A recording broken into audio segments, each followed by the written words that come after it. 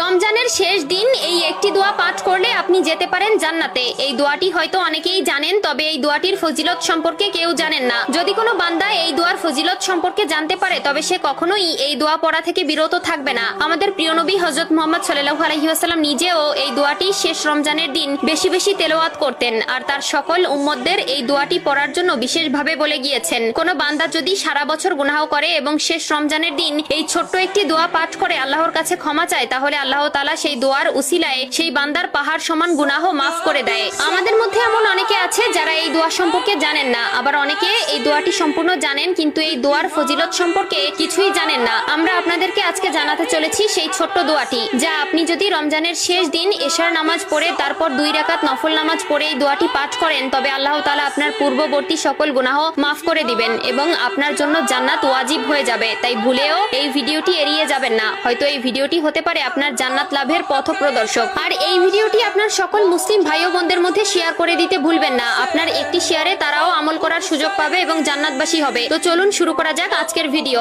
আমরা তো জান্নাতে যাওয়ার জন্য কত কিছুই না করে থাকি, 5 ওয়াক্ত নামাজ আদায় করা, সামর্থ্য থাকলে হজ করা, দান সদকা করা, আরো অনেক কিছু। তবে এসবের পাশাপাশি কোনো বান্দা যদি এই ছোট্ট দোয়াটি রমজান মাসে রমজানের শেষ দিন এশার নামাজ পড়ে পাঠ করে তবে তার জন্য জান্নাত ওয়াজিব হয়ে যাবে। আমাদের প্রিয় নবী হযরত মুহাম্মদ সাল্লাল্লাহু আলাইহি ওয়াসাল্লাম নিজে প্রত্যেক রমজানের শেষ দিন এই দোয়াটি কয়েকশো বার পাঠ করতেন। দোয়াটিকে অনেকে সাইয়্যিদুল ইস্তিগফার নামে বেশি চিনেন। দোয়াটি হলো আল্লাহুম্মা আনতা রব্বি লা ইলাহা ইল্লা আনতা খলাকতানি ওয়া আনা আবদুক ওয়া আনা আলা আহদিকা ওয়া ওয়াদিকা মাস্তাতু আউযু বিকা মিন শাররি মা শনাতু আবু লাকা বিনিমাতিকা আলাইয়া ওয়া আবু উ বিদানবি ফাগফিরলি ফা ইন্নাহু লা ইয়াগফিরুজ জুনুবা ইল্লা আনতা। প্রিয় নবী হযরত মুহাম্মদ সাল্লাল্লাহু আলাইহি ওয়াসাল্লাম বলেছেন, কোন বান্দা যদি এই দোয়াটি পাঠ করার পরে মৃত্যুবরণ করে তবে তার জন্য জাহান্নাম হারাম হয়ে যাবে এবং সে সরাসরি জান্নাতে প্রবেশ করবে। আর যদি কোনো বান্দা এই দোয়াটির অর্থ জানতে পারে তবে তার চোখ দিয়ে অনবরত পানি পড়তে থাকবে, কেননা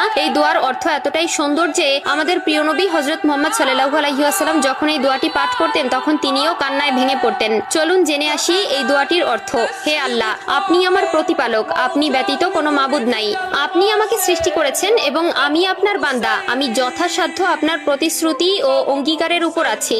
আমি আমার কৃতকর্মের অনিষ্ট থেকে আপনার আশ্রয় প্রার্থনা করছি। আমি আপনার প্রতি স্বীকার করছি যে আপনি আমার প্রতি অনুগ্রহ করেছেন এবং আমি আমার পাপ স্বীকার করছি। অতএব আপনি আমাকে ক্ষমা করুন, কারণ আপনি ব্যতীত আর কেউ গুনাহ ক্ষমা করতে পারবে না। এই দোয়ায় স্বীকার করা হয় যে আল্লাহই আমাদের রব, আমরা তার বান্দা এবং তিনি আমাদের প্রতিনিয়ত নিয়ামত দিয়েছেন, তা আমরা স্বীকার করি। একই সঙ্গে নিজের গুনাহের কথা স্বীকার করে আল্লাহর কাছে ক্ষমা প্রার্থনা করা হয়। তাই এটি পড়লে আল্লাহ তাআলা আমাদের গুনাহ মাফ করে দেন।